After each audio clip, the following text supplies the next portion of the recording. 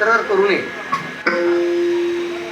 आपल्या शक्तीचा सर्वातला शेवटचा क्षण सुद्धा त्यात व्यतीत करावा, वापर करावा.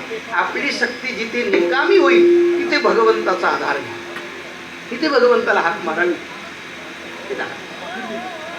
गोपिकांच्या बाबतीत असंच झालं. त्या पराधीन आहेत, पराधीन. गदिमा असं म्हणाले होते, पराधीन आहे जगती पुत्र मानवा.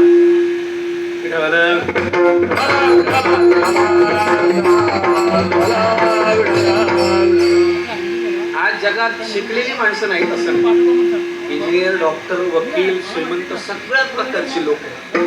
पण देवाने प्रत्येकाला कुठेतरी कमी ठेवले ना, काहीतरी कमी. सगळे भांडे भरले नाहीत,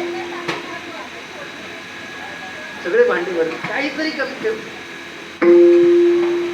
श्रीमंताला झोप नाही दिली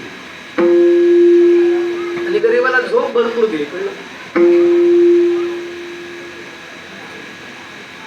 गरीबाला झोपेचा ताप नाही दिला. आणि कधी कधी गमतीने सांगत असतो, एक कीर्तन झाल्यानंतर एक महिला भेटली महाराजांना. म्हणजे महाराज, किती छान सुंदर कीर्तन झालं.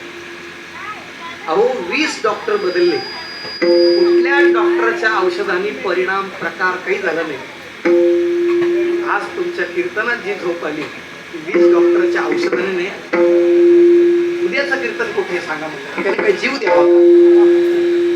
मी तर कधी कधी असं सांगतो, झोपायच्या निमित्ताने कोणा पण कीर्तनात या, कधीतरी जागे व्हा.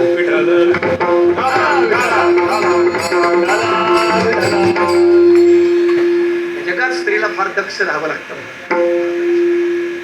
शबरी माता तेषां सततयुक्तानां भजतां प्रीतिपूर्वकम्